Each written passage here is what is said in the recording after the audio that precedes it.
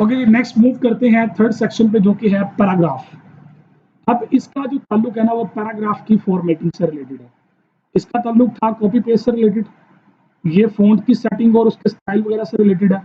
ये जो पैराग्राफ का सेक्शन है ना, इसका ताल्लुक पैराग्राफ की फॉर्मेटिंग से होता है। मैं कोशिश करता हूँ कि यहाँ से ये सारे पैराग्राफ रिमूव कर दूँ और इसको भी मैं ले आता हूँ बेसिक के ऊपर। ये डी सिलेक्शन में नो कलर, तो सिलेक्शन सारी आउट कर दी। यहाँ से मैं स्टैंडर्ड पे लेके आता हूँ टाइम न्यू रोमन, और इसका साइज जो है वो मैं कर देता हूँ 14। ओके जी, सबसे पहले इसके अंदर आते हैं जी बुलेट्स।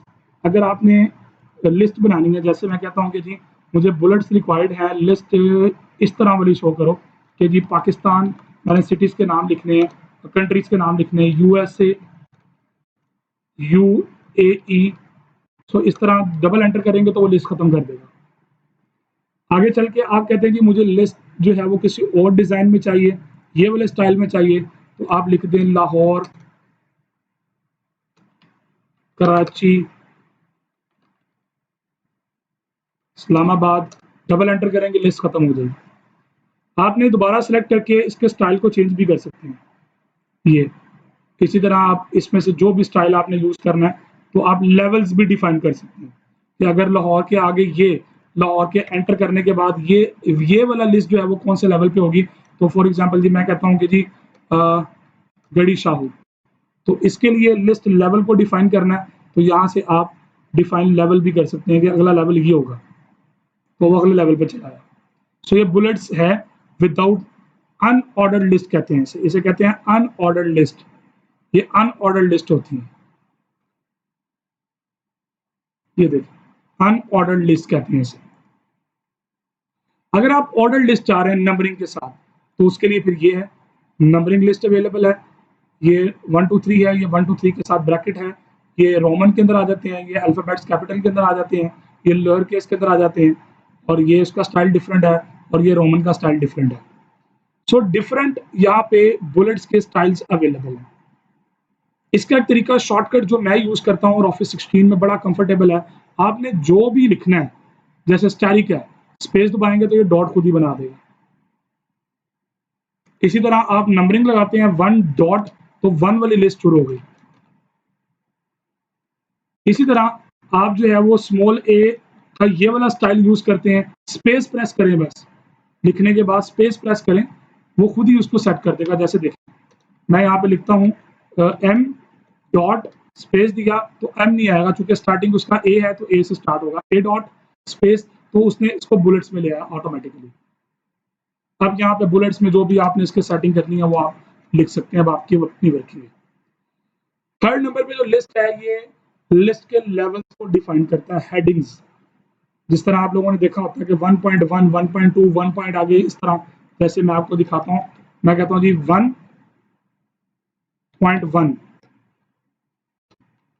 ये है, ये आगे 1.1.1 है, इसी तरह ये 1.1 पॉइंट, ये लेवल्स डिफाइन हो रहे हैं, ठीक है ना। सो ये लेवल्स कंटिन्यू हो रहे हैं।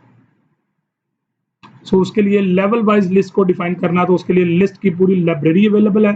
चेंज लिस्ट लेवल अपनी मर्जी के मुताबिक रखने हैं, डिफाइन न्यू करनी है, मल्टी लेवल लिस्ट सेट करनी है, वो आपकी चॉइस। उससे नेक्स्ट जो सेक्शन है, ये आपके होते हैं डिक्रीज इंटेंट्स को।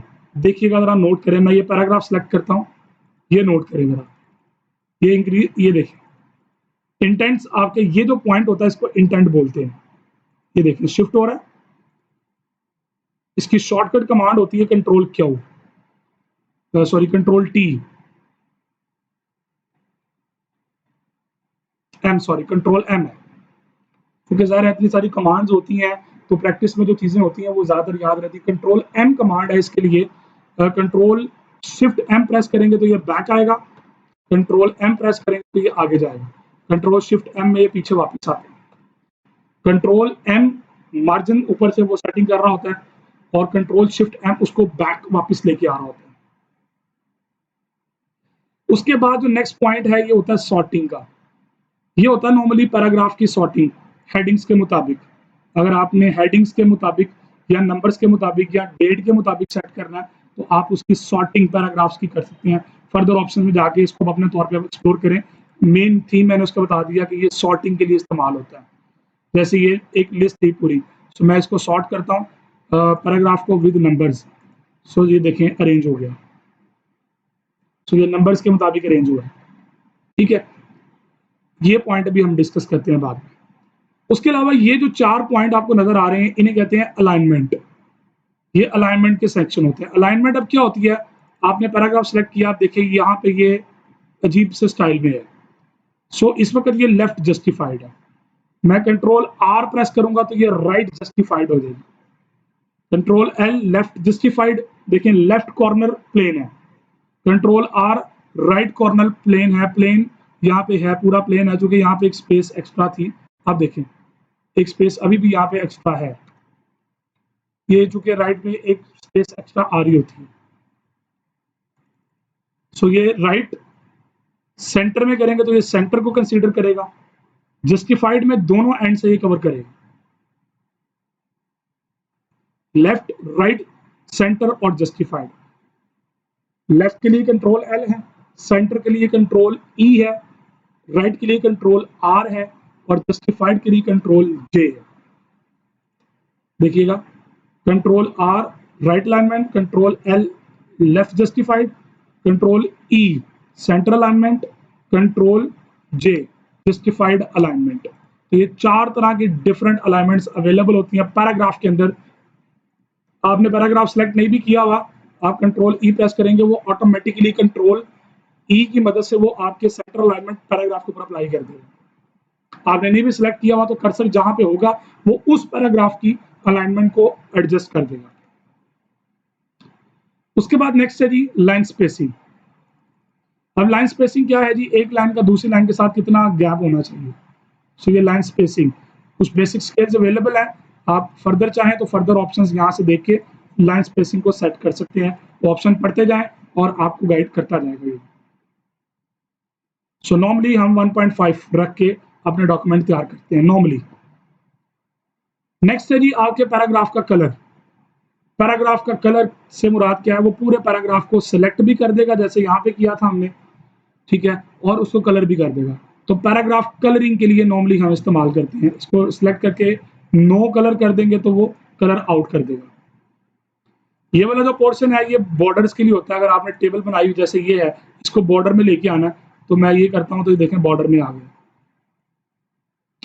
बॉर्डर आउट करना है तो नो बॉर्डर कर दें तो नहीं आएगा। एक साइड पे रखना है, टॉप पे आ गया, लेफ्ट पे आ गया। अब टॉप और लेफ्ट दोनों आउट, टॉप आउट कर दिया, सिर्फ लेफ्ट पे आया। सो इसी तरह डिफरेंट बॉर्डर सेटिंग के लिए हम इसको इस्तेमाल करते हैं। इनसाइड तो इसके अंदर है कुछ नहीं, हॉरिजॉन्टल लाइन भी इसके अंदर नहीं आएगी, जाहिर सी बात है। Inside border, outside border, all border, no border, तो बॉर्डर की सेटिंग के लिए होता है। इस पैराग्राफ वाले सेक्शन में एक चीज रह गई जिसका नाम है फॉर्मेटिंग स्कीम। क्लिक करेंगे सो ये कुछ डिफरेंट सिंबल आपको शो करेगा। आप देखिए यहाँ पे ये जो एरो है ना, ये एरो बता रहा है कि यहाँ पे टैब यूज हुआ है। ये जो सिंबल है ये एंटर का है। ये देखिएगा मैं यहाँ पे लिखता हूँ जी, माई नेम इज वसीम, तो ये जो डॉट है यहाँ पे ये स्पेस को रिप्रेजेंट कर रहा है। ये एंटर को प्रेस करता है, यहाँ पे एंटर हुआ हुआ है जी।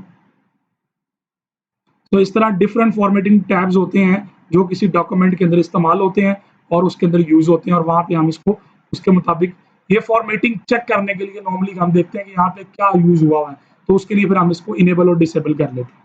सो पैराग्राफ के सेक्शन में हमने बुलेट्स, लिस्ट जनरेट करना सीखी, बुलेट जनरेट करना सीखी, इंटेंट को सेट करना सीखा, अलाइनमेंट को सेट करना सीखा, लाइन स्पेसिंग को सेट करना सीखा, पैराग्राफ की कलरिंग को सेट करना सीखा, पैराग्राफ की बॉर्डरिंग को सेट करना सीखा, और फॉर्मेटिंग स्केल्स को सेट करना हमने व्यू करने के लिए उसका तरीकाकार गेन किया।